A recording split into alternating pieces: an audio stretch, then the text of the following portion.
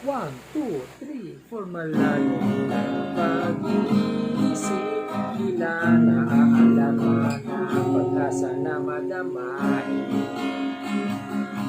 Umiiyak sa kaugnayan, pili ng pangkaisipan na isa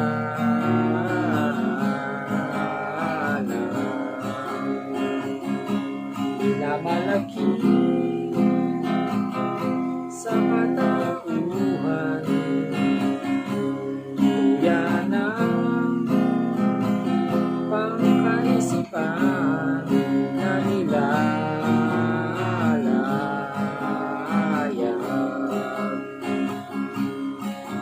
Tinadhana na mapaglaro, bumalik na.